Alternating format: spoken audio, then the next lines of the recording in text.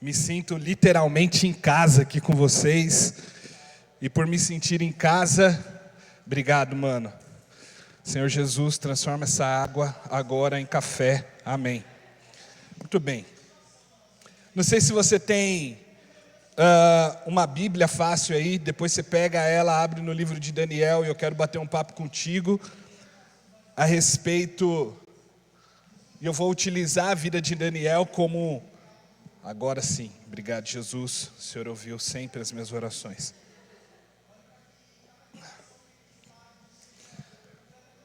E batendo um papo com você, e a minha ideia é realmente trazer, em vez de uma pregação, mais uma provocação e trazer alguns pensamentos para que a gente não conclua, e até porque o espaço de tempo que nós temos aqui é muito curto para estressar um assunto tão grande quanto esse, que é missões, evangelismo. Mas eu quero trazer algumas provocações com você, dentro principalmente do campo acadêmico, dentro do campo universitário, dentro das escolas, que boa parte provavelmente aqui está inserido. Quantos aqui estão numa faculdade? Só para eu ter uma noção aqui, beleza? Quantos aqui estão na escola? Quantos aqui pretendem estar numa faculdade? Quantos aqui já passaram por uma faculdade? Ou seja, todo mundo aqui está dentro desse contexto e teve envolvido aí, então em algum momento você vai se familiarizar e perceber aquilo que Deus está falando conosco. Amém? Muito bom. Se você gosta de anotar, minha sugestão é que você anote, até porque quando a gente anota, a gente consegue somar algumas revelações do qual o Senhor tem nos dado ao longo da nossa caminhada, e a gente não esquece. Então a minha sugestão é que você anote aí algumas coisas do qual o Espírito Santo forem ministrando aí no teu coração. Amém? Glória a Deus. Feche seus olhos, deixa eu orar por você, deixa eu orar por esse tempo. Espírito Santo, muito obrigado por tudo que o Senhor fez, muito obrigado por tudo que o Senhor tem feito durante esse tempo. Certamente o Senhor nos reuniu aqui para nos direcionar para um tempo profético, e quando eu falo profético, Espírito Santo, nós não estamos pensando apenas no alcance do amanhã, mas nós estamos falando de um peso de eternidade, aquilo que tem a ver com o seu propósito profético para nós. Pai, eu oro para que a partir de agora o Senhor abra o nosso pensamento, abra o nosso entendimento, o nosso intelecto, para que nós possamos ser tocados e transformados pelo Senhor. Tira-nos, Jesus, de um estado de mornidão, de um status quo natural e normal, e nos leve a enxergar tudo a partir de uma ótica espiritual. Esse é o nosso desejo, Espírito Santo. Nós apresentamos o nosso coração ao Senhor agora, e pedimos para que o Senhor nos ajude a perceber a Tua presença, em nome de Jesus. Amém e amém. Eu quero começar com você lendo e já indicando um livro chamado Quem Controla a Escola Governa o Mundo. Não sei se você já ouviu esse livro em algum lugar. Chama Quem Controla a Escola Governa o Mundo. O autor dele chama Gary DeMar. Ele ainda é vivo, deve ter aí mais ou menos seus 70 e poucos anos, e eu acredito que essa é uma das leituras obrigatórias para aqueles do qual se interessa, principalmente por um meio acadêmico, o evangelho nesse meio. E é interessante porque ele começa numa frase dizendo assim: quem controla o ensino aos jovens e o que eles experimentam, veem, ouvem, pensam e crê, determinará o futuro da nação. Vou repetir. Quem controla o ensino aos jovens e o que eles experimentam, veem, ouvem, pensam e crê, determinará o futuro da nação. É engraçado porque Daniel, ele foi levado muito cedo ao cativeiro babilônico. Daniel, você sabe de toda a história, ele sai cativo de Judá, ainda muito jovem, por volta ali dos seus 17 anos, para um reino estranho. Um reino chamado Babilônia, ou seja, um reino babilônico que tinha ali como seu principal governador Nabucodonosor. E aproximadamente 605 anos, talvez ali, antes de Cristo, e essa era só o começo do cativeiro babilônico e da devastação da nação judaica. E ele conseguiu então vencer no meio daquele lugar hostil, no meio daquele lugar, naquele terreno hostil que ele estava. E ele conseguiu ter vitória naquele lugar, recebendo cargos e responsabilidades que durante 70 anos de domínio a nação viveu. E esse cara chamado Daniel, ele consegue obter vitória neste lugar. Daniel, então, ele é tirado da sua terra natal, ele é colocado, então, num lugar babilônico, onde se adorava vários outros deuses, um lugar panteísta ali, e Daniel obtém vitória. E eu quero começar provocando vocês aqui nesse sentido, porque tem muita gente que fala que nós precisamos estar no meio bom para se tornar pessoas boas. Em partes isso é uma verdade, mas em partes eu quero te fazer pensar. Mas eu tenho visto e aprendido, principalmente quando nós olhamos ali o Gênesis da Bíblia, Adão sendo colocado em um lugar extremamente perfeito, ou seja, no paraíso, e nós vemos Adão então pecando. Mas depois nós vemos Jesus em meio a um lugar extremamente hostil, chamado deserto, conduzido pelo Espírito, e neste lugar ele obtém vitória. O que eu quero te dizer com tudo isso? Que o Senhor vai nos colocar em terrenos hostis, em lugares difíceis de viver, desafiador, conduzido muitas vezes até mesmo pelo próprio Espírito, mas você vai ter capacidade de mudar aquele meio. Porque a nossa essência não é a essência do primeiro Adão, que peca em meio ao paraíso, mas do segundo Adão, que no meio de um lugar hostil, de um lugar difícil, ele obtém vitória. E eu gostaria que você cravasse isso dentro do teu coração, porque não é à toa você perceber a movimentação do Senhor a respeito dos lugares aonde Ele tem impulsionado você a estar. Os lugares difíceis, os lugares áridos, os lugares complicados que o Senhor tem colocado você para estar. E aí, eu acho muito interessante quando nós vemos lá no Antigo Testamento, e para ser mais preciso, em Levítico capítulo 13, a partir do versículo 1, todas as pessoas que tocavam em um leproso, segundo a cultura judaica, se tornava também um leproso, ou seja, uma pessoa impura. Uma pessoa com lepra era uma pessoa que vivia à margem da sociedade. Para você ter uma ideia da complexidade de você se tornar uma pessoa leprosa, passar a ter lepra, era quase que semelhante a alguém que estava morto já. Até porque esse tipo de pessoa ele não podia mais ter relacionamento, não podia ter mais convívio, ele não tinha mais, a presença dele já era insignificante, porque essa pessoa ela já era dada praticamente como uma pessoa morta. Esse era o status de uma pessoa leprosa. Uma pessoa leprosa, uma vez que ali ela tem dessa doença, e eu não sei quantos aqui já deram um Google aí em algum momento, jogou lá e pesquisou como que é o status de uma pessoa leprosa. A pele, ela fica praticamente saindo do corpo. É algo assim horroroso, é muito difícil, é feio, é muito estranho. Realmente uma pessoa que tem lepra, é dolorido, inclusive para quem está vendo. E uma pessoa leprosa, então, ela perdia completamente o seu contato social. Ela não tinha mais família, porque agora ela vivia então em lugares onde apenas pessoas com lepras poderiam conviver. Até porque a cultura judaica dizia, se alguém tocar em um leproso, essa pessoa se tornava um leproso. Se essa pessoa com lepra tinha família, ela deixava de ter família, porque a sua família não tinha mais contato com ela. Então imagina para um pai, imagina para uma mãe, imagina para um filho. A partir de agora, ela não tem mais contato social, porque a partir desse momento, a lepra impede ela de estar ali e de se aproximar e de ter relacionamento. Mas aí, em Levítico capítulo 13, e aí toda essa história, e vai trazer com mais riqueza de detalhes, mas quando a gente abre no Novo Testamento, em Mateus capítulo 8, nós vemos Jesus chegando. E se você tem uma Bíblia, abre comigo aí, Mateus capítulo 8, eu não ia ler, mas agora eu vou ler. Mateus capítulo 8. Nós estamos construindo aqui uma linha de pensamento, e eu quero que você vá anotando aquilo que o Espírito Santo for falando no teu coração. Mateus capítulo 8, Jesus cura um leproso. É esse o título da minha versão NVI.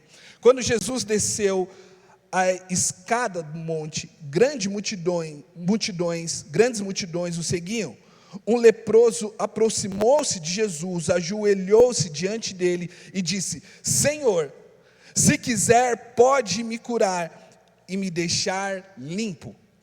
Ou seja, esse homem, primeiro, o judeu, só o fato dele se dobrar a um homem, isso já significa que esse homem judeu reconhece que Jesus é o próprio Messias. Até porque o fato da comprovação de que o Messias viria, esse era um dos milagres messiânicos, ou seja, que aponta que Jesus realmente era o Messias, a cura de um leproso. E aí esse homem então se ajoelha e ele faz essa pergunta, esse questionamento, essa indagação: se o Senhor quiser, pode curar-me e deixar limpo. E Jesus então estende a mão e tocou nele, e eu quero, respondeu, seja curado e fique limpo. No mesmo instante, o homem foi curado da lepra. E para você entender a complexidade de tudo isso daqui, o homem, ele não somente foi curado da lepra, mas ele volta então a ter convívio social. Ele não é apenas curado da lepra, embora seja um mega de um milagre, mas estou falando o fato dele voltar a ter relacionamento. E aonde que eu quero chegar com você? No Antigo Testamento, aqueles que tocavam em um leproso se tornavam um leproso. Mas no Novo Testamento, com a vinda de Jesus, Jesus então toca em um leproso. E no momento que ele toca em um leproso, esse leproso ele é curado. Curado. Aleluia. Nós podemos pensar, quem é o leproso? Você sabe que a lepra aponta para o pecado, e nós temos nos lugares onde o Senhor tem nos inserido várias pessoas que não conhecem a Cristo. E o estranho da vida da igreja por muito tempo foi: eu preciso me manter distante para que eu não pegue lepra. Mas Jesus vem quebrando com tudo isso, e ele toca no leproso, e o leproso então ele é curado. Então não é à toa que o Senhor tem te colocado nos lugares onde Ele tem te colocado, por um único motivo: para que você comece a tocar em leprosos, para que você comece a ver curas acontecendo. O grande problema é que não há disposição. Nós aprendemos a viver num gueto, aonde não há disposição da nossa parte em tocar em leprosos, em ver a real transformação. Mas eu oro realmente para que o Espírito Santo de Deus comece a sacudir o seu interior e te tirar desse lugar de conforto, mas fazendo todas as coisas de novo, sabe? Não tendo medo da sujeira, invadindo os lugares impuros, e através do nome de Jesus, começar a purificar esses lugares aonde o Senhor te colocou, purificar as pessoas do qual o Senhor está te levando a ter contato. E aí agora eu quero com você em Daniel capítulo 1, a partir do versículo 3.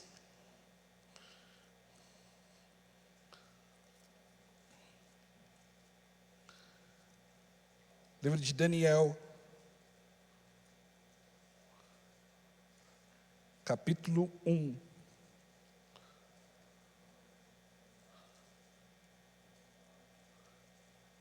A partir do versículo 3. Ah, Jesus, o Senhor é maravilhoso. Então, o rei ordenou que Aspenaz, o chefe dos oficiais da sua corte, trouxesse alguns dos israelitas da família real e da nobreza, jovens sem defeito físico, de boa aparência, cultos, inteligentes, que dominassem os vários campos do conhecimento e fossem capacitados para servir no palácio do rei. E ele deveria ensinar-lhes a língua e a literatura dos babilônios. Esse era o pré-requisito para servir a maior potência que existia, o reino babilônico. Quase que um processo seletivo para servir o reinado babilônico. Então, só recapitulando com vocês, o que está acontecendo aqui é que Aspenaz foi o cara do RH da Babilônia para selecionar quais seriam os jovens que iriam servir o reinado babilônico, ok? E por que isso acontece? A gente vê isso constantemente, eu e você, nós já participamos disso. Quando se quer potencializar, quando se quer colocar um reinado, uma empresa em um outro nível, nós preferimos os melhores colaboradores, os melhores, as pessoas que têm maior capacidade intelectual para tal. E não é diferente quando a gente olha para isso aqui, o que está acontecendo.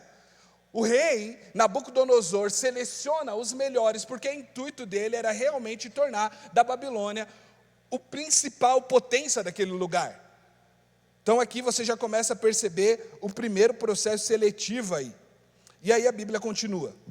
Daniel capítulo 1, a partir do versículo 5. O rei designou-lhes uma porção diária de comida e de vinho da própria mesa do rei. E eles receberam um treinamento durante 3 anos. E depois disso passariam a servir o rei. Versículo 6, entre esses estavam alguns que vieram de Judá, Daniel, Ananias, Misael e Azarias. E o chefe dos oficiais deu-lhes novos nomes. Daniel deu o nome de Belsazar, Ananias de Sadraque, e a Misael de Mesaque, e Azarias de Abdenego. Daniel, contudo, decidiu não se tornar impuro com a comida e com o vinho do rei, e pediu ao chefe dos oficiais permissão para se abster deles. Até aí. Eu quero começar o primeiro ponto aqui, trazendo, como eu disse para você, eu quero que você encare isso daqui, não como uma ministração, mas realmente como uma provocação, para que a gente perceba aquilo que o Espírito está fazendo na nossa geração. E o primeiro ponto que eu quero falar com você é a respeito de santificação para uma missão. Deixa eu te explicar algo ou te fazer lembrar. O nome dado naquela época apontava diretamente para o Deus do qual a família servia, ou apontava para a personalidade daquela criança. Por isso era muito comum os pais aguardarem aí meses para darem um nome a uma criança, ou até mesmo já darem o seu nome ligado ao Deus do qual ela servia. E quando nós olhamos aqui para essa história, o rei Nabucodonosor sabia disso. E olha o que ele faz, e olha que interessante. E aí está um momento que eu falo para você tomar nota, porque essa é uma das coisas que vai fazer toda a diferença para o nosso entendimento aqui. A terminação de um nome, quando ele termina com El ou Ias, isso daí traduzindo no original grego e hebraico é Yav, ou seja, Deus. Toda terminação que tem ali o nome, as letras, El ou Ias, significa Deus. Então, quando nós olhamos para o nome de Daniel, Daniel significa o Senhor é o meu juiz. Por conta da terminação El, Deus é o meu juiz. O nome de Daniel tem origem no hebraico, que tem ali, o original dele é Y-E-L final, no original grego, e é formada pela junção de elementos Dan, que significa literalmente aquele que julga, e El, que quer dizer Senhor. Então, quando nós estamos falando de Daniel, esse nome significa o Senhor é o meu juiz, ou Deus é o meu juiz. Por favor, se você pode anotar isso, por favor anote, isso vai ser muito importante aqui no momento aqui da nossa conversa. E junto com Daniel, ele vem aí Ananias, que tem ali o sufixo do seu nome Ias, que quer dizer o Senhor, Iav, Iavé. Então o nome de Ananias, o original hebraico Ananiha, que é a junção de Hana e o significado Iav. Então significa Iavé é misericordioso. O nome de Ananias é o Senhor, ou Iavé é misericordioso. A Bíblia vai falar também de Misael, com o sufixo el no final, que tem ali o derivado no hebraico Micael ou Micaías, que significa quem é como nosso Deus. Quem é como nosso Deus? Se você está tomando nota, Misael é igual quem é como nosso Deus. E Azarias, então, Ias no final, tem origem no hebraico Iav, a quem Deus ajudou, ou Deus é a minha força. E qual foi a primeira coisa que o rei Nabucodonosor fez no momento que esses homens, esses garotos, chegam no reinado babilônico? Nós acabamos de ler aqui. Eu preciso da ajuda de vocês, pregam junto comigo, aliás, conversem comigo aqui. Qual que foi a primeira coisa que o rei fez quando esses rapazes chegaram para servir no reinado babilônico, ou seja, serem treinados no reinado babilônico? Trocaram o seu nome.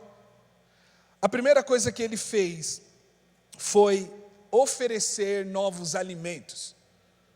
Sentar na mesa do rei e oferecer novos alimentos, até porque aquilo que você come, você se torna. Se tem algum nutricionista aqui, você já deve ter ouvido ele falar, ou ele já deve ter falado para muita gente, você se torna aquilo que você come. Se você tem uma má alimentação, certamente isso vai refletir no seu corpo físico. Se você come de forma desregrada, junk food, ou que é fast food, ou qualquer coisa desse gênero, você pode ter certeza que isso vai refletir no seu estado físico e emocional e cognitivo. E Daniel, sabendo disso daqui, ele não come da mesa do rei. E abro um parênteses aqui, porque quando eu falo de comer, eu não estou falando tão somente de degustar, mas eu estou falando principalmente de consumir. Você vai se tornando cada vez mais familiar àquilo que você consome. Se você só consome Netflix, provavelmente, conversando com você, vai ficar na cara que é isso que você reflete. Se você gosta de uma boa novela, conversando com você, vai ficar muito claro que é isso que você tem consumido. Se você passa muito tempo nas suas redes sociais, vai ficar muito claro que é isso que você tem consumido. Agora, se você é um homem, uma mulher de Deus, e se você consome muita palavra, você pode ter certeza que é isso, vai ficar muito claro quando nós conversamos, quando nós sentamos, quando nós estamos perto de você, porque você começa a refletir aquilo que você ingere.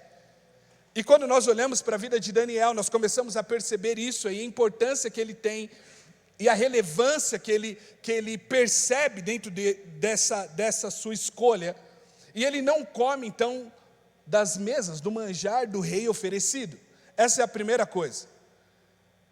E a segunda coisa, nós vemos então Nabucodonosor trocando o seu nome, porque o seu nome apontava diretamente para o Deus do qual eles serviam. E assim, como que eu vou manter alguém no meu reinado servindo a outro Deus, a não ser o Deus da Babilônia?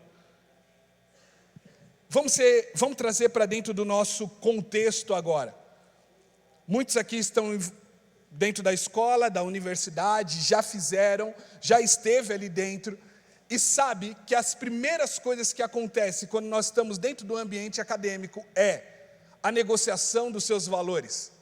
Primeiro, você pode consumir outras coisas além dessas coisas quadradas que você vive consumindo.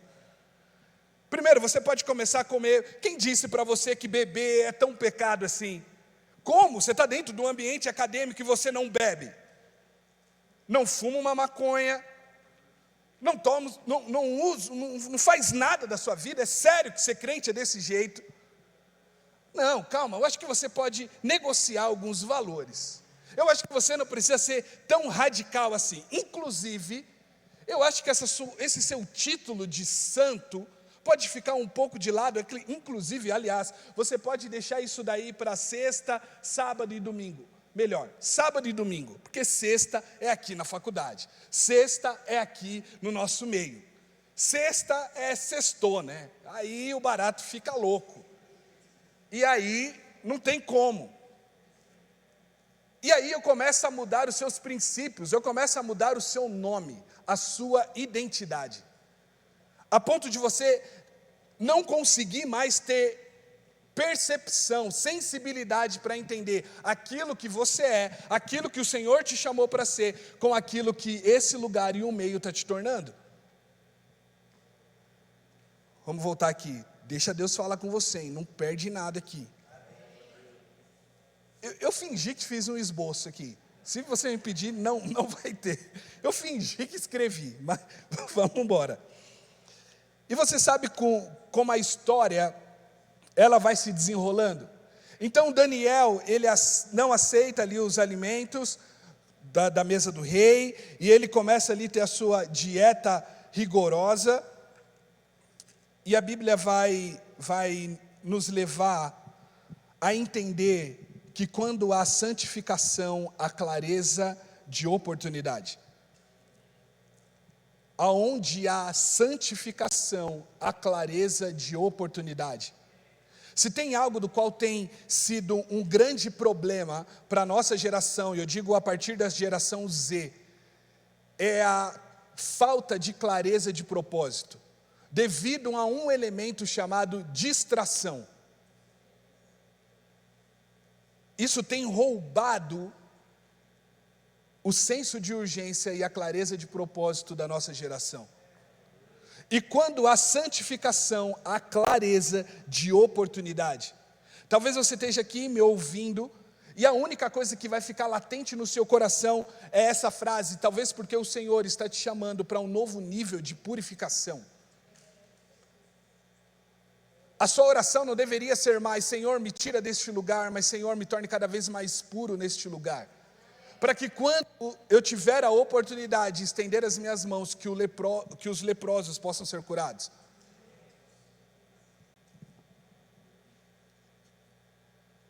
Deixa eu ler com você aqui.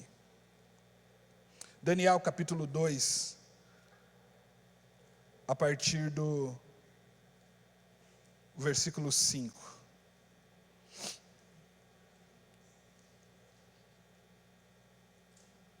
Daniel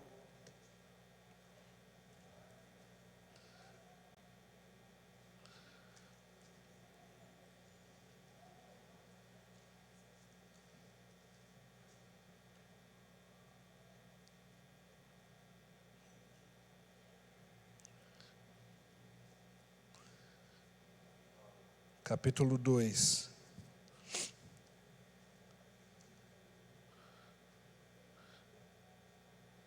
Vou ler a partir do versículo 1. O rei Nabucodonosor chama todos os sábios, e astrólogo do seu reinado, e ele diz que ele teve, e a Bíblia menciona que ele teve um sonho. E é isso daqui que vai ser relatado a partir de Daniel capítulo 2. Eu quero que você preste muita atenção nisso. No segundo ano do seu reinado, Nabucodonosor teve um sonho. A sua mente ficou tão perturbada que ele não conseguia dormir. Por isso o rei convocou os magos, os encantadores, os feiticeiros e os astrólogos para que lhe dissessem o que havia sonhado. Quando eles vieram e se apresentaram ao rei, esse lhes disse: tive um sonho que me perturba e quero saber o significado.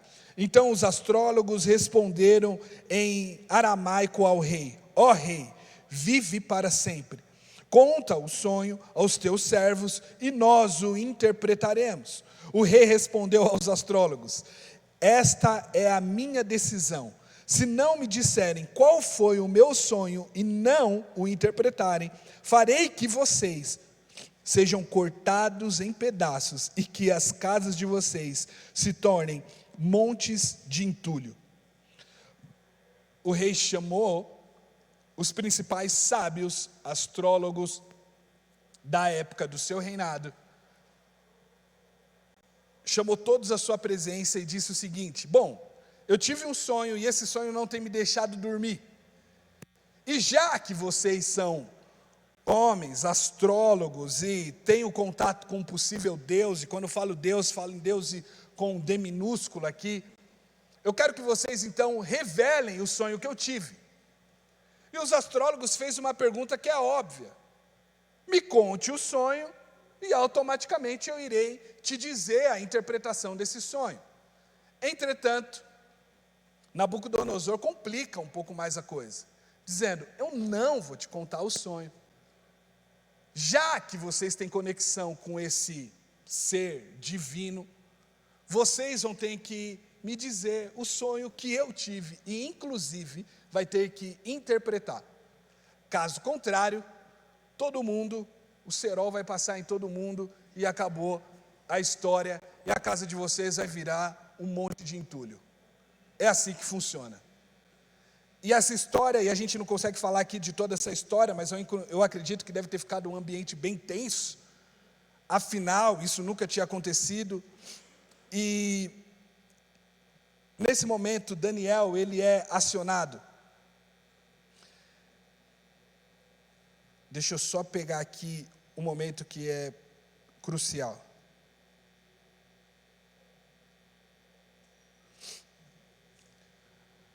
E nesse momento, então, Daniel, ele vê a oportunidade e ele clama a Deus, ele pede um tempo, ele clama a Deus junto a seus amigos, e Deus então revela o sonho a Daniel.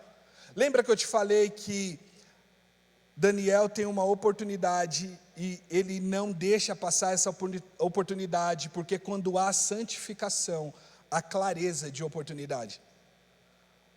E você sabe, Daniel então interpreta o sonho onde Nabucodonosor, ele vê ali aquela grande estátua dividida em quatro partes, e cada uma dessas partes fala de um reinado. A primeira parte fala que a cabeça de ouro representado o Império Babilônico, que vai do ano 606 até 536, aliás, 536 a 606, desculpa, antes de Cristo. Depois vai falar da segunda parte, que representa o reino babilônico, do Império Medo-Pérsia. Depois a terceira parte vai falar da parte de bronze, que é o Império Grego. E depois isso vai enfraquecendo e vai falar sobre o Império Romano. E aí então Daniel fala no capítulo 2, versículo 44, a respeito do reino que não teria fim. Daniel capítulo 2, a partir do versículo 44. Vou ler com você. Na época desses reis, o Deus dos céus estabelecerá um reino perpétuo, que jamais será destruído, que nunca será dominado por nenhum outro povo. Destruirá todos os reinos daqueles reis e os exterminará, mas esse reino durará para sempre. E aí em Daniel capítulo 2, a partir do versículo 46, a história continua, e eu acho muito interessante, porque você anotou aí o significado dos nomes, certo? Daniel capítulo 2, a partir do versículo 46. Então o rei Nabucodonosor caiu prostrado diante de Daniel, prestou-lhe honra e ordenou que lhe fosse apresentado uma oferta de cereais e incenso. Isso depois de Daniel ter interpretado o sonho do rei. É isso que acontece. Rei Nabucodonosor, ele se prostra, ele cai prostrado diante dos pés de Daniel. E o rei disse a Daniel: não há dúvidas de que o seu Deus é o Deus dos deuses. O Senhor dos reis é aquele que revela os mistérios, pois você conseguiu revelar esse mistério. Então o rei colocou Daniel num alto cargo e cobriu de presentes. A partir do versículo 2, do capítulo 2, versículo 46, eu quero trocar com vocês o nome de Daniel por aquilo que é o seu real significado agora. O significado do nome de Daniel é: Deus é o meu juiz. Eu quero que você leia comigo novamente o que está acontecendo aqui, dentro de um reinado babilônico, ok? Então o rei Nabucodonosor caiu prostrado diante de quem?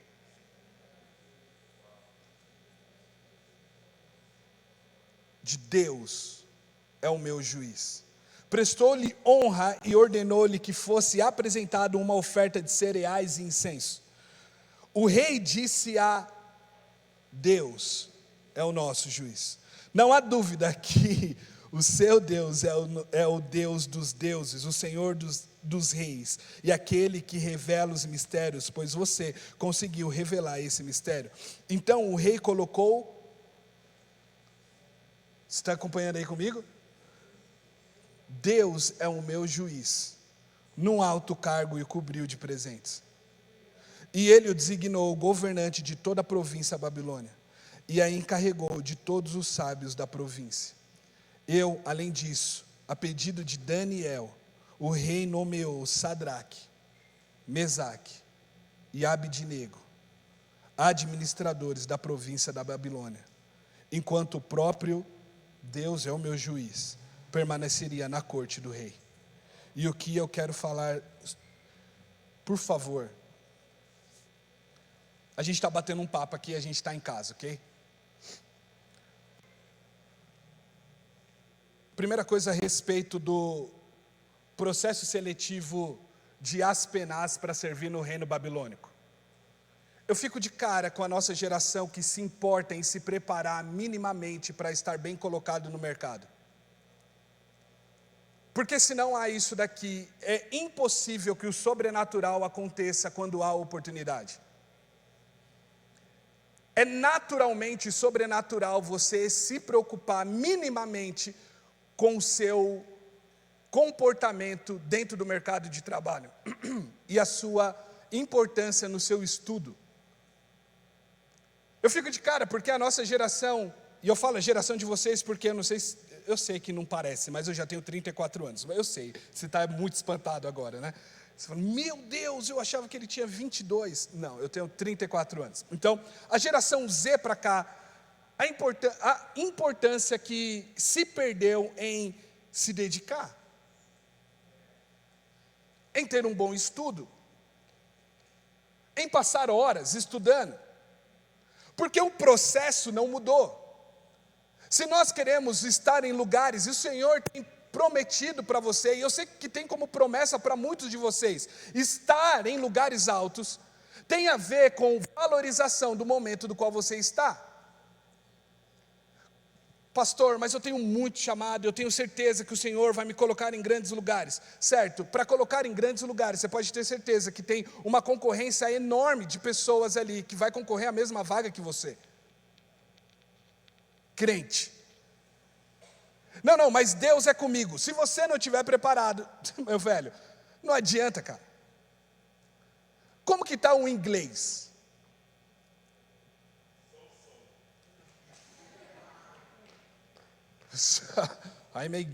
My goodness. Please, you need to prepare it more person because you. Okay, guys. Okay, I preach in Portuguese now. Mas eu estou falando de coisas que são naturalmente sobrenaturais para que o Senhor nos coloque em lugares sobrenaturais. Como que você tem valorizado a sua escola? Como que você tem valorizado o seu cursinho? Não, do Senhor vai me colocar em lugares tal. Não, se você não estiver qualificado, Deus não é incoerente de te colocar num lugar como esse para passar vergonha. Como? Como que você tem valorizado coisas que são princípios? Como que você tem lidado com o seu dinheiro? Ou você acha que de uma hora para outra Deus vai descer para você e vai falar, não, aqui está uma planilha do reino dos céus e é assim que você deve planejar a sua vida? Princípios já estão aí. Como que está a sua generosidade? Você tem guardado? Como que você tem cuidado da sua saúde? Eu acho muito interessante a vida e todo o processo da vida de Daniel, porque Aspenaz deixa muito claro qual eram os pré-requisitos para você então fazer parte de um reinado como esse. O seu físico tinha que estar ok. Tem uma galera de 20 anos que não consegue correr 2 km. Se a gente for fazer daqui para cá, não consegue correr 2 km, porque tem o físico completamente... É algo do qual você não cuida. Tem se tornado algo... esqueci o nome, me fugiu a palavra agora. Banal. Tem se alimentado mal, tem cuidado mal de você, tem dormido mal. homens inteligentes. Inteligente é diferente de sabedoria, são duas coisas completamente diferentes. A gente conhece muita gente inteligente, mas pouca gente sábia. A sabedoria é a aplicação da inteligência, se tornando isso humano. Há muita gente com muito conteúdo, mas pouca gente sábia. A Bíblia diz que Daniel era o homem mais inteligente, 100 vezes mais do que todos os homens da Babilônia. Vocês já pararam para pensar nisso? Porque Deus deu. Você já pediu mais inteligência para Deus e sabedoria em algum momento da sua oração? Pois deveria. Pois deveria. Quantos aqui têm o desejo de fazer farmácia? Alguém? Uma. Mais alguém? Farmácia. Vou pegar a farmácia como exemplo. Como que é o seu nome? Estela. Parabéns, Estela. Eu oro para que o Senhor te mantenha com o coração disposto a estar nesse meio. O mercado farmacêutico é um dos mercados mais corruptos do mundo.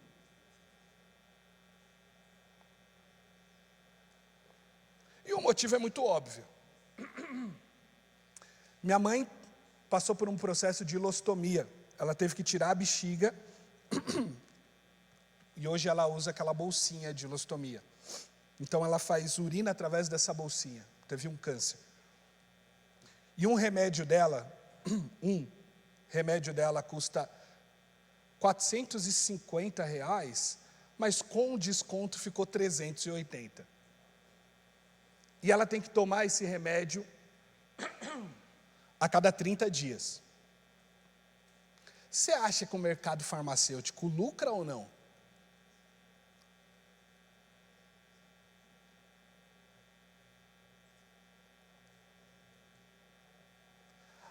Eu sei que vocês estão me olhando com essa cara de ué, mas a grande questão é onde e quando vai se levantar um povo com coração semelhante a Cristo para destronar esse reinado? Quando? Nós reclamamos do mundo do entretenimento. Meu Deus, quanto filme ruim tem na Netflix. Aí você fica lá passando, não acha nada, vai dormir depois de 45 minutos vendo nada. Netflix, né? Passando lá o carrossel e não vê nada.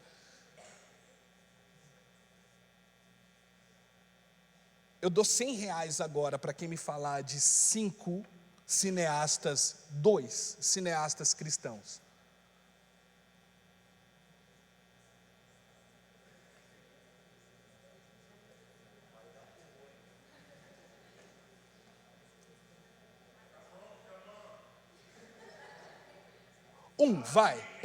Dou R$100.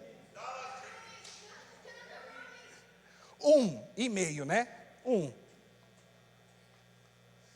estou falando para você da carência do mercado e da indisposição do nosso povo de se preparar para ocupar esses lugares. Homens extremamente inteligentes, e aí eu fico pensando, e a boa parte da nossa oração é: Senhor, que o Senhor possa encontrá-los e que o Senhor converta o coração deles. Glória a Deus, e eu oro realmente para que isso aconteça. Mas quando que a igreja vai agir de forma missional para começar a enviar esse povo para o mercado? Quanto estilista crente você conhece? Apaixonado por Jesus. Quantos?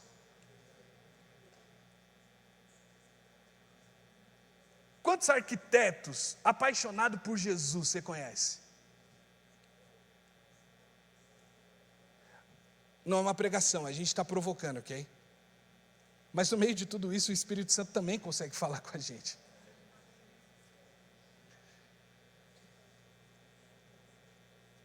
Então essa primeira etapa, eu só quero te lembrar que você não deve desvalorizar o momento que você está. Porque certamente o Senhor tem lugares altos para nos colocar, mas que minimamente haja preparo intelectual para os lugares aonde o Senhor te chamou. Porque é nesses lugares aonde nós teremos notoriedade, aonde nós teremos lugar de fala a respeito do Deus do qual nós servimos. crentes inteligentes, que pensa, que lê, que estuda. E eu sinto pessoas aqui sendo provocadas pelo Espírito em dizer: a coisa mais espiritual que você vai fazer nos próximos anos é se trancar no seu quarto e estudar. E se preparar. E aí eu quero para um segundo ponto, que é: devolva a igreja ao mundo. Você sabe que a palavra adoração, no original hebraico, é a mesma palavra utilizada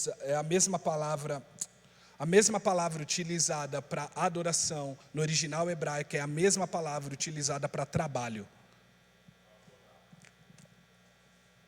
Seu pastor, ele é um mestre no hebraico, né? Eu gosto de toda a pregação do Márcio, porque toda vez que o pastor Márcio prega, ele traz ali um original hebraico, e eu fico de cara, eu falo: meu Deus, eu preciso ser desse jeito. Avodá. Ou seja, trabalho e adoração é a mesma coisa. Então, quando nós estamos lá falando de Deus, o nosso trabalho, aliás, quando nós estamos exercendo a nossa função lá no nosso trabalho, você está adorando a Deus. Inclusive, esse pode ser o primeiro contato que uma pessoa que não conhece a Cristo pode ter com a excelência de Cristo, através do seu trabalho, que aliás é a sua adoração. Por isso é estranho pensar que um crente trabalha de qualquer jeito, faz as coisas de qualquer jeito, atende de qualquer jeito, entrega um trabalho de qualquer jeito. É triste para nós como pastores ouvir dizendo assim: pastor, eu queria contratar qualquer pessoa, menos alguém da igreja.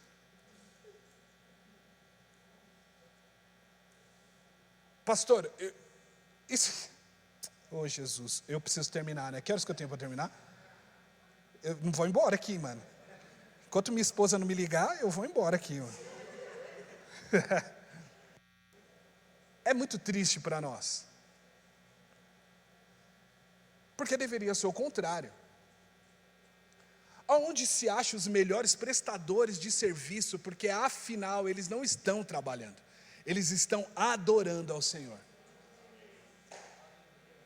Aqui deveria ter uma placa ali, ó. Todos os irmãos aqui teriam que estar empregados, porque alguém deveria bater na porta e falar: eu quero alguém daí,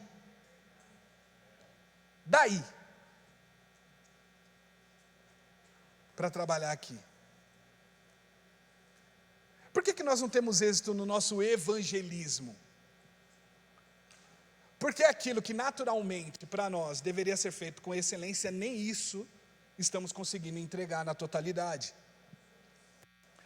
Aí você quer falar de Jesus, aí você quer falar de caminhar com Cristo, mas se caminhar com Cristo me levar a ser igual a você, eu não sei se eu quero caminhar com Cristo, entendeu? Se caminhar com Cristo me faz preguiçoso, não vou caminhar com Cristo, entendeu?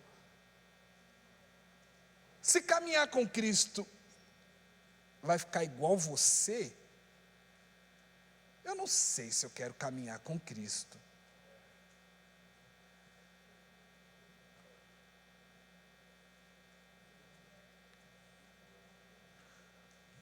A Bíblia fala em Gênesis capítulo 3 que do suor do seu rosto comerás. O suor significa trabalho, daí vem o nosso sustento. Em Atos capítulo 17, maior avivamento, na minha opinião, a Bíblia conta que Paulo estava construindo tendas e ele limpava o suor com o seu lenço e pegavam o seu lenço, o lenço de Paulo, e jogavam sobre os enfermos, e os enfermos eram curados. Enquanto Paulo estava adorando, o lenço de Paulo, através do seu suor, trabalhava e curava, libertava. Com seu suor, com o talento que o Senhor colocou nas suas mãos. Tem uma geração que o suor do seu rosto irá curar e libertar muitas pessoas. Eu tenho certeza disso. Você se lembra que no momento que a mulher samaritana questiona Jesus dizendo: e agora, onde nós devemos adorar ao Senhor? Qual lugar geográfico nós devemos adorar ao Senhor? Jerusalém ou Samaria? E aí Jesus dá uma resposta: ora, venha necessário que os verdadeiros adoradores o adorem em espírito e em verdade. Jesus tira a ideia de adoração de lugar e traz a condição. Você não entra em adoração, mas agora você vive em adoração. A todo momento. Deus está levantando uma geração que vai fazer do seu trabalho uma expressão de adoração, criando um ecossistema que revela o reino de Deus. Nós estamos falando de evangelismo na prática. Se você veio aqui achando que eu iria te dar passo a passo como você evangelizar uma pessoa, e eu gosto disso, eu acho legal e necessário. Mas a forma mais aplicada de um evangelismo com êxito é você adorar ao Senhor em todos os lugares aonde Ele te colocou.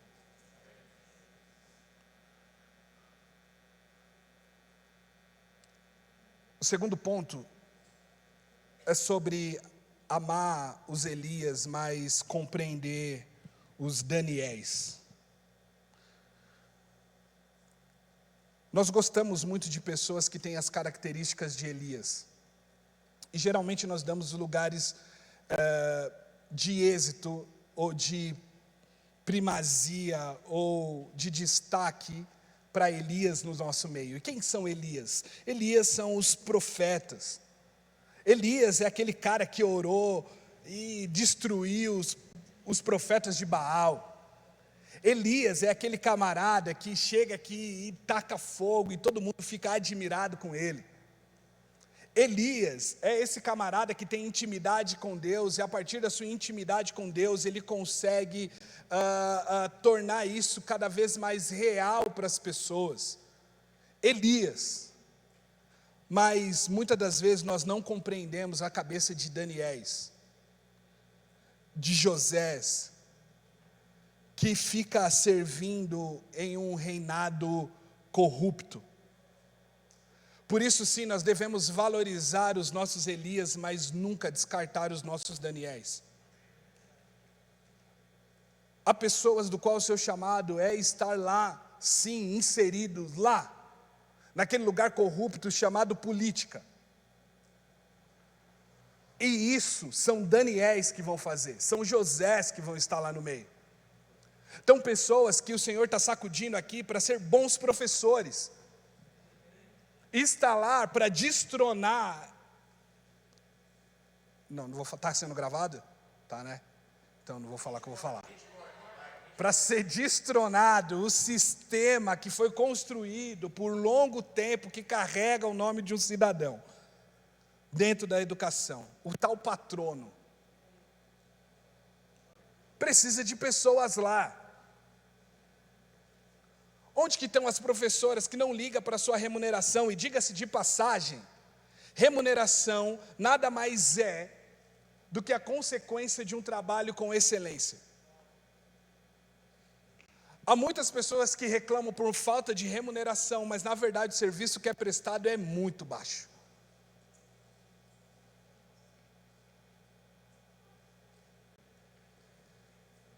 Nós precisamos aprender a devolver Daniéis ao mundo. Nós temos facilidade de compreender os que têm chamado ministerial, mas e aqueles que querem ser bons advogados, bons professores, bons publicitários, bons artistas plásticos? Eu estava vendo a biografia Leonardo da Vinci. Compreendido, incompreendido, louco no seu tempo. Ninguém comprava as suas obras. Era uma loucura. O cara não tinha credibilidade. Inclusive, pais pastores tentou ser pastor, falou, isso aí não é para mim não. Ah, não, esse negócio não é para mim não. Muito difícil, muito complicado. Fazer estátua e pintar a parede. Incompreendido. Sabe, não existe área neutra. Se está escuro é porque falta luz. Um sistema interno que vai mudar o externo. Nós precisamos começar a produzir isso. Somente Daniel e José têm poder de transformar uma nação. Eu gosto dos profetas e valorizo, mas vamos ser sinceros, quem transforma nações é Daniel e José. Esses são os que se transformam. E encerro porque acabou meu tempo. Mas eu quero só trazer alguns dados para vocês aqui. A respeito de universidade, que diz o seguinte: o número de estudantes que frequentam todos os anos é de aproximadamente 8 milhões, ou 52%, e 52% está abaixo da idade de 24 anos. Se consideramos abaixo de 29, teríamos 71. Ou seja, se nós estamos falando de alcance dessa geração, nós estamos falando de mais de 8 milhões inseridos dentro do meio acadêmico. Esses serão os próximos formadores de opinião da nossa sociedade.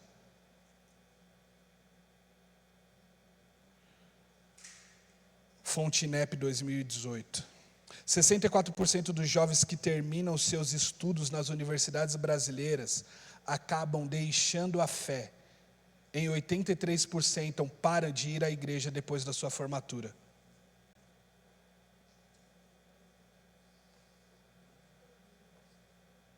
Escolas. Apenas 4% da geração Z diz ter conhecido a Bíblia.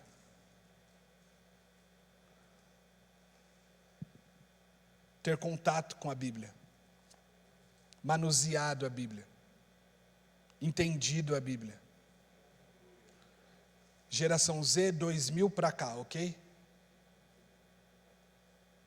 4%. 32% dos adolescentes saem da igreja por hipocrisia e julgamentos. 3 em cada 5 adolescentes cristãos dizem, eu acho Deus em outro lugar também. Em todo o mundo, a depressão é uma das principais causas de doenças e incapacidade nos adolescentes. O suicídio é a terceira principal causa de morte entre adolescentes de 15 a 19 anos. Fonte OPAS Brasil 2018.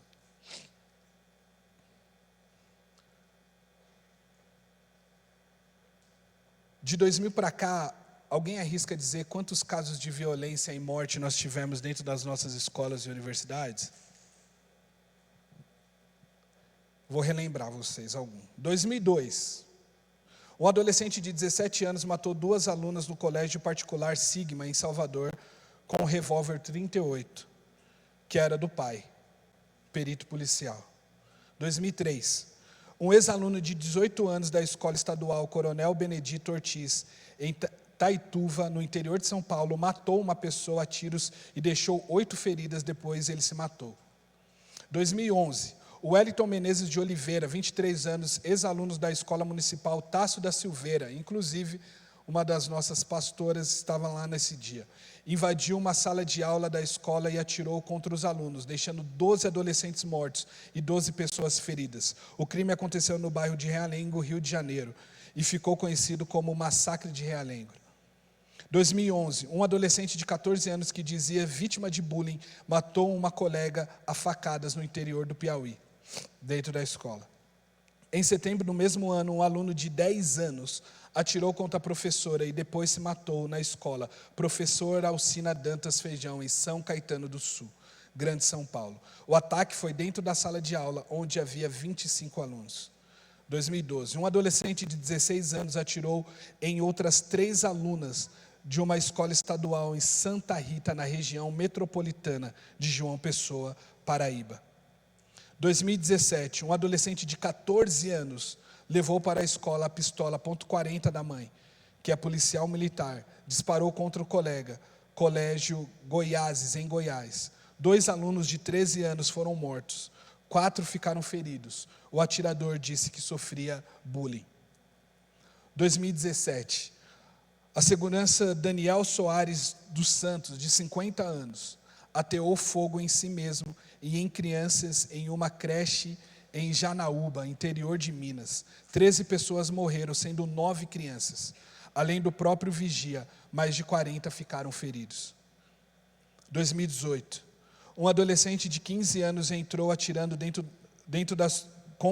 entre os colegas no Colégio Estadual João Manuel Madrone, em Medianeira. 2 dos alunos ficaram feridos. O atirador também disse que atirou porque sofria bullying. 2019, caso de Suzano.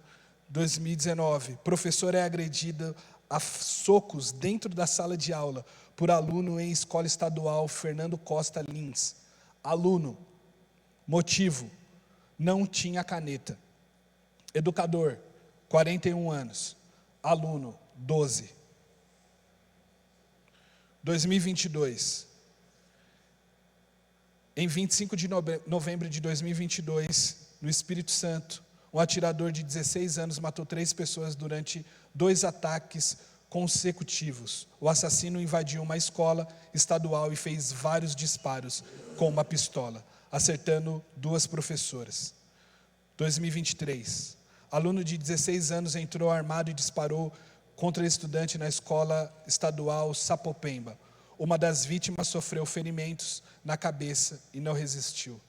Blumenau, um ataque na creche Bom Pastor na cidade de Blumenau, no Vale de Itajaí, provocou a morte de ao menos 4 crianças na manhã desta quarta-feira, em Santa Catarina. Oi?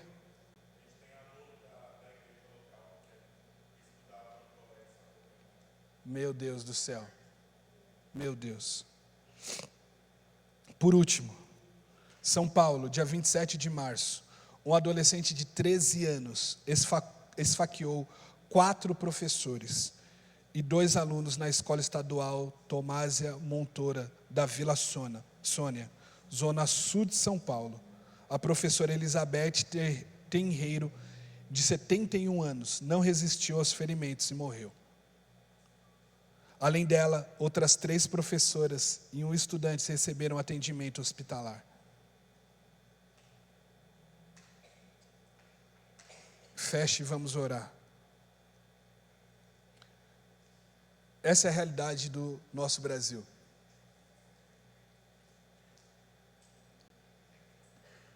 Nós precisamos nos levantar como alguém disposto a ser tudo aquilo que o Senhor te planejou para ser. Existe um povo que está aguardando para que você se levante. Existe um povo que está aguardando por ser encontrado por Jesus através de você. Eu espero de verdade que o seu coração comece a queimar e que você comece a repensar a respeito do valor daquilo do qual o Senhor te chamou para ser.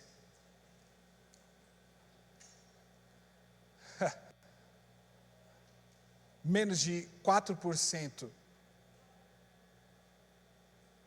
do nosso público vai ter a oportunidade de subir aqui para ser pastor, para pastorear com P maiúsculo. E o que acontece com o restante, os 96? Lá é sua igreja. Lá é sua igreja.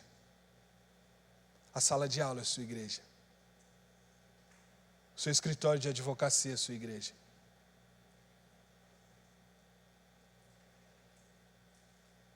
O meio onde o Senhor te colocou, a medicina, as pessoas que ali estão, a farmácia, Senhor, levante Daniéis. Levante Josés. Levanta, Espírito Santo. Levanta, Espírito Santo. Que haja disposição em nosso coração de sacrificar o nosso tempo e tudo que nós temos, para que outras pessoas possam ser impactadas pelo amor de Cristo que está em nós. Que haja disposição em nós para tocar em leprosos, Jesus. Tocar em leprosos, Jesus. Porque o que está em nós é maior do que o que está no mundo. Não queremos, Jesus, ser apenas aqueles que percebem o ambiente.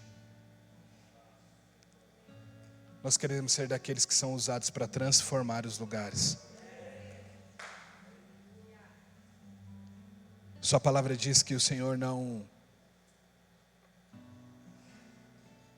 acabou com tudo porque ainda existia Noé, um homem justo.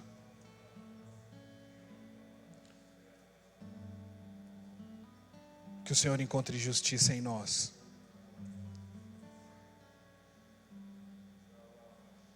Espírito Santo, comece a falar no nosso coração agora.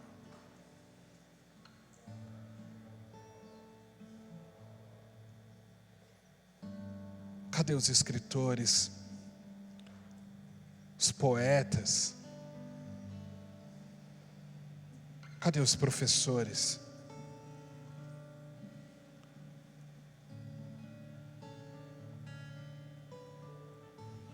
Pensamento mundano não é somente aquilo que é ilícito.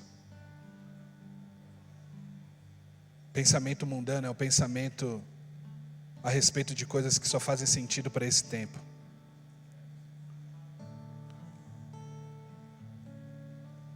Há muitos de nós aqui que têm tido um pensamento mundano, que não tem absolutamente nada a ver com aquilo que o Espírito Santo de Deus te chamou para ser.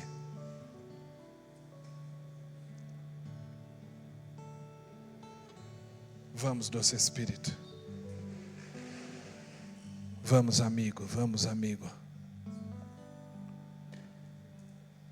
Levante Daniéis, Jesus. Levante Daniéis aqui, Jesus.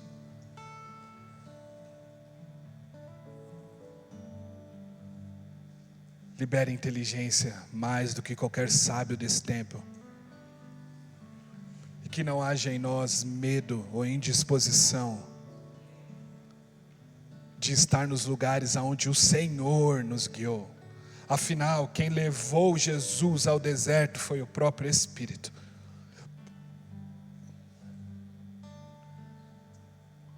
Foi o Senhor que te conduziu. É o Senhor que está te conduzindo neste lugar. Ser apaixonado por Jesus é correr risco.